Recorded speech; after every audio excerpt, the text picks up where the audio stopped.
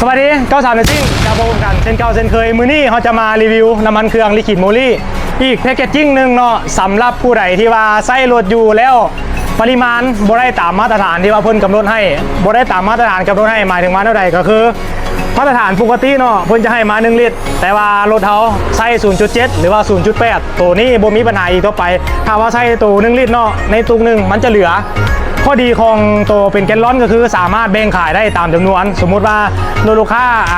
เรียบร้อยใส่ 0.7 เอากระตวงเอาเป็น 0.7 ได้บ่จำเป็นต้องซื้อ1ลิตรแบบกระตุกตัวนี้มันจะประหยัดค่าใช้จ่ายให้เขาหลายเติมเนาะบ่ว่าจะเป็นพวกเวฟพวก VCX ที่ว่าใส่ 0.8 สามารถใส่เดียวกันหรือว่าพวก X-Max Forza ที่ว่ามันต้องใส่ 1.4 หรือว่า 1.6 ก็สามารถแบ่งจากตัวนี้ไปใส่ได้เขาก็จะได้ราคาที่ว่าประหยัดลงแล้วก็บ่เหลือน้ำมันเครื่องทิ่มไปละล่าเนาะอันนี้คือข้อดีของแกลลอนที่ว่าตัวขายตามปริมาณของรถเลยอันนี้อีกทางเลือกหนึ่งสำหรับผู้ใดที่ว่างบบ่หลายอยากใส่ให้มันพอดีกับรถเขาตัวแกลลอนนี่จะเป็นคำตอบให้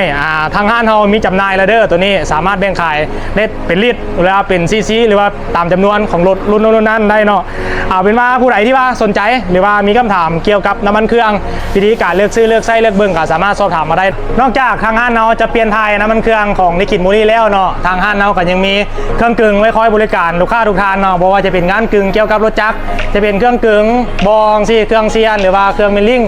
อย่างต่างๆอยู่ห้างเขาก็ให้บริการเช่นเดียวกันผู้ใดที่ว่าสนใจกำลังแนมหาห้างเฮ็ดที่ว่าเกี่ยวกับรถจักรเพราะว่าจะเฮ็ดซ้าเฮ็ดคอเวียงอย่างต่างๆก็สามารถสอบถามหรือว่าส่งกันเข้ามาเฮ็ดได้เนาะจะเป็นงานจักรที่ว่าลูกค้าส่งเข้ามาเฮ็ดเนาะตัวนี้เป็นสเปครถวัยรุ่นแน่หน่อยนึง6635เนาะอันนี้ก็เป็นเขียมเครื่องที่ว่าเขียมจะเซตให้เนาะอันนี้เป็นเวฟ125สำหรับต่อมาจะมีดินจ๋าเนาะ Z250 Z300 ก็จะมีคอเวียงมาเฮ็ดซับตัวนี้น้ำมันเครื่องแห้งเนาะก็จะเข้ามาเหตุการณ์ตัวนี้เข้าคิวแล้วตัวนี้ก็เป็น X-Max 300ตัวนี้กับซับละลายเช่นเดียวกันเนาะเข้ามาเหตุการณ์เนาะแล้วก็จะมีฝาสูบแล้วก็มีพวกซีสูบเซตฝาต่างๆอะไรประกอบประเก็นสามารถสั่งเบิกหรือสอบถามเข้ามาได้เนาะคร่าวๆจะเป็นประมาณนี้สำหรับเรียกงานที่ทางห้างเราให้บริการอยู่ตัวนี้ก็จะเป็นเครื่อง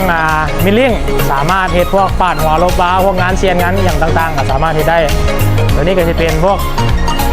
เครื่องจักรที่ว่าเข้าคิวซ่อมแปลงโยก็จะเป็นประมาณนี้สำหรับช่องทางการติดต่อทางห้างเราเนาะจะเป็นเบอร์โทรแล้วก็ Facebook เนาะซึ่ง Facebook ก็ทิ้งเข้าไปเลยว่า93 Racing ก็จะขึ้นมาให้เลยเนาะอันนี้แม่นข้อมูลติดต่อทางห้างเราครับสำหรับเบอร์โทรเดี๋ยวเขาจะที่เบอร์โทรไว้ทางกล้องคอมเมนต์เนาะหรือว่า2922 8840 2922 2640